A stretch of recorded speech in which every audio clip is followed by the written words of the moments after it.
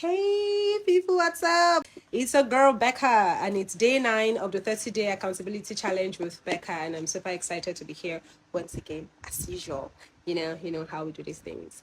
So today, let's talk about how our habits can make or break our goals. You see, it's important to pay attention to our habits, when we're trying to achieve our goals, because no matter what we say we want to achieve, no matter what we're pursuing, if we have certain habits, it will break those goals. However, if we manage certain habits or we cultivate certain habits, it might just speed up the progress of our goals and make it all easy and make it all work out. Atomic Habits. See, this is one book I always vouch for. This is one book I always recommend for you to read when it comes to good habits installation, breaking away from bad habits, and just understanding how you can create routines around great habits that would help you achieve all of your set goals. So, which is why I actually recommended this book for this month anyways.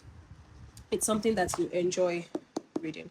So there are certain things that you would do that, of course, would make you not gain at the end of the day, to make you not achieve your goals. I'll give you a typical example. You know how we keep saying, oh, learn how to say no, learn how to say no. It's going to help you learn how to say no, because at the end of the day, it's going to be something that might be your superpower. Because for some person, see, I have literally worked with people who don't know how to say no. When you say, oh, Becca, do this one. Yes, ma'am. Oh, Becca, even when they know that when they say no, it's not going to cost them anything. You get, another person would probably pick up that role, pick up that task and do it, but they don't know how to say no. So at the end of the day, they'll keep stalling, or they might be satisfying other people and be dissatisfying themselves. They'll be pleasing other people and be displeasing themselves. That's how this thing works.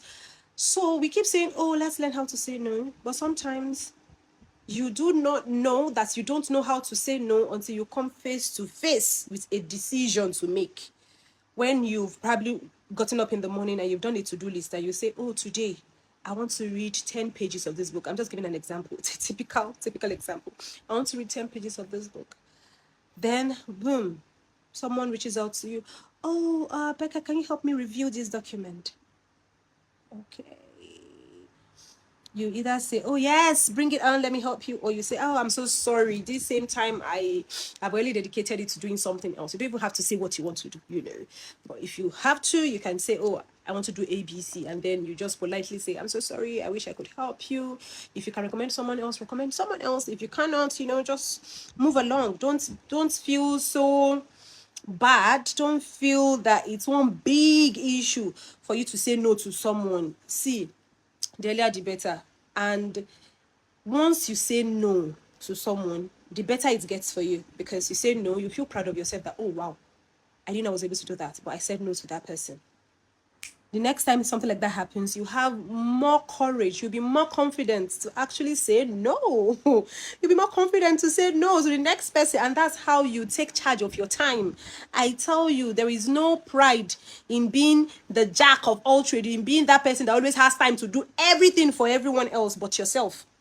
You have things you're supposed to achieve. You have things you're supposed to do, but you're not achieving them because people are busy telling you what to do. People are busy piling up work for you. Something you're not even paid for. It's not like it's something you're on salary for. It's not something that your boss is giving to you. It's not your boss. It's not what you're paid for. Nothing. But you're just a good Samaritan. You're a good girl. You're a good boy. You're a good man. You're a good woman. You want to be a good lady. You want to be a good person in everybody's books. It's not going to work like that. In fact, you cannot have your life put together if you want to be a yes person, if you want to be a people's pleaser. If you always want to say yes, yes, yes, yes to people, it will not work like that.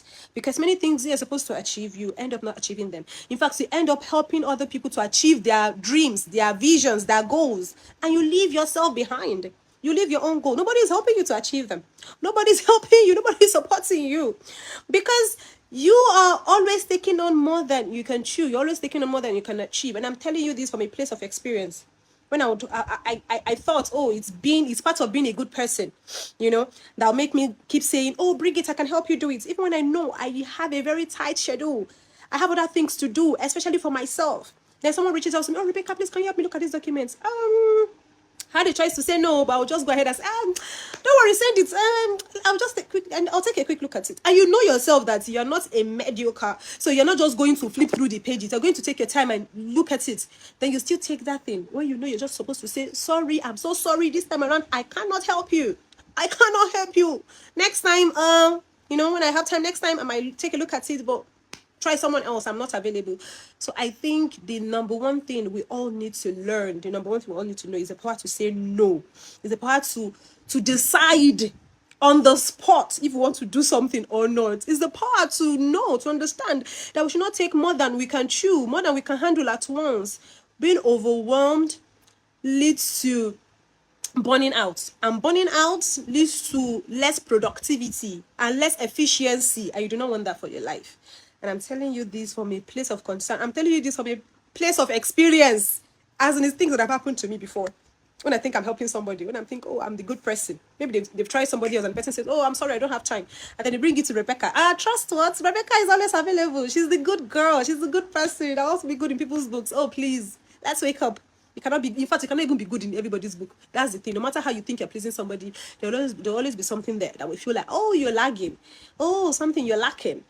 So it's better you just face up front and do what you have to do. So that's one thing I think people need to work on. I see all of you right here. I see you, my very own person, Mr. Balajidin Ibrahim Tinubu. Thank you so much for supporting me.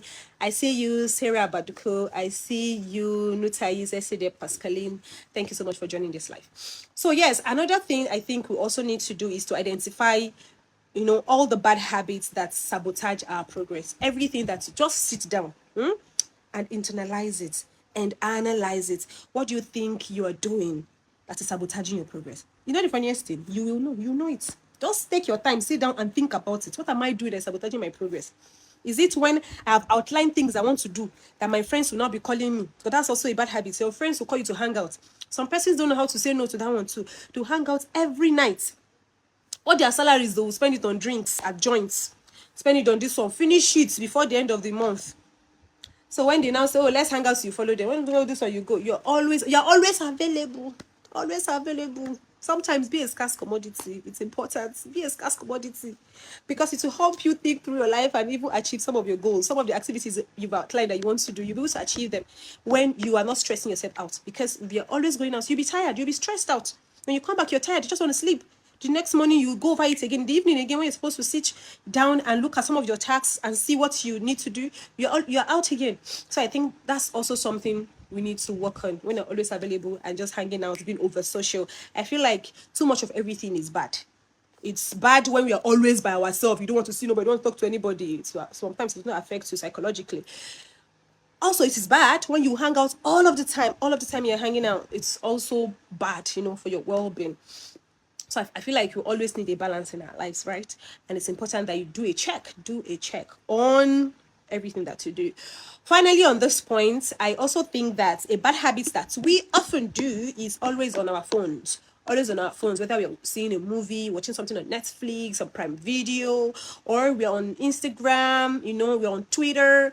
We are just, always pressing our phones, checking up something, looking at something on Twitter, and before you know, you've scrolled your phone continuously for like 1 hour, 2 hours, 3 hours, sometimes the whole day. The only thing you've been doing is you've been eating and pressing phone. And it's not like the pressing of phone is what gives you food.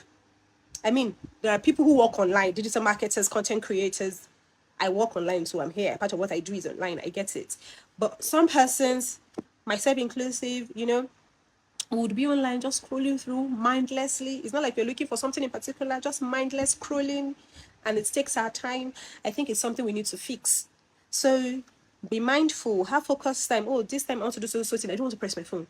In fact, some persons are so disciplined that they will tell themselves, okay, between so time, I don't want to press my phone. And then because you can't do without, interacting with your phone, coming online, you can give yourself some time to do that. You can say between so time, I want to surf the internet, I want to come online and check what is going on. It's important to know what is going on around you. I will not fault you for that. We should do some of those, but just being online continuously and distracting ourselves all day is something that we shouldn't do. Now, one other good thing we should do is to develop positive daily routines. You might start small at something, but develop daily routines that are small. And I will keep emphasizing this because it's something that works. If you want to achieve something, create a routine around it. Make it a daily routine, even if it is for 10 minutes, 5 minutes, 15 minutes. Create that routine around what you want to do. A typical routine is around reading. Oh, I want to read this book. Let's start with reading 10 pages a day. Maybe in the morning between 6 to 7 o'clock, depending on when you leave and what is convenient for you. Between 5 to 6 o'clock, 6 to 7 o'clock, whatever. You're reading 10 pages of this. 10 pages. Or you start with 2 pages, 3 pages, 5 pages. You know what's convenient for you. So create a routine around it. I think it's something that works. It works. That's why I keep repeating it. It's something that we should do. Because over time, your brain gets familiar with that habits, and then you develop it naturally. You know how people will say, oh, they don't even what do they call it, body alarm, right? So you don't even need a phone alarm to wake you up or a digital alarm to wake you up. Like, it's your body alarm. You're used to waking up at 4 a.m. You keep waking up at 4 a.m. even when you don't need to wake up that day at 4 a.m. because you're used to waking up that early. You will. Your brain is now accustomed to it. It's used to it. It's respecting that routine, and it will work for you. Then finally, I believe we need to track our consistency. Let's track our habits, let's track our habits for consistency. So if I'm to read every day, I could have a tracker. I can be using, say, Microsoft To Do app. That app does a lot. I think you should try it out. Download it. Go on your app store or your Play Store. Look for Microsoft To Do app. You can use it to do a lot of things. So I can be tracking this. I can track my reading so that at the end of the day, maybe on Sundays, I get to review my previous week and I make a new to-do list for the week. It's okay to also set like weekly goals. So maybe on Sunday, I then look back, oh, I was able to only read 10 pages for 2 days. Oh, I was only able to follow my routine for just, say, 3 days. So by that, you already know your strength. You know where you're falling short. Because if you're just doing things blindly, you're not tracking your habits, you're not tracking what you're doing, then what's the point? Because you don't even know how you're going to improve. You don't even know what you need to do. You don't even know if you need to improve at the end of the day. You get. So you have to track your habits. Track it. Some persons prefer manual tracking. So you can have a booklet and then you just roll out the habits you're supposed to be doing, how many minutes a day or something. Then you have maybe how you're tracking it here. Maybe you tick one or you tick, just have design it the way it's work for you. So for instance, if you have number 1, reading, daily reading, then you have maybe Monday, Tuesday, 𝐷, just represent it Monday to Friday like that. So on Monday, if you actually did it, you tick. On Tuesday, if you didn't do it, you put dash. On Wednesday. So like that, at the end of the week, you check, oh, I was able to do it this week. Oh, there are weeks that you even be so proud of yourself because you did it from beginning to the end. You'll be super proud of yourself. And that's one thing I want you to take away from this. So guys, I'm so glad to be here once again to speak to you. So I now want to end on this. Please read this book. Read this book. It's beautiful. It's amazing. It's lovely.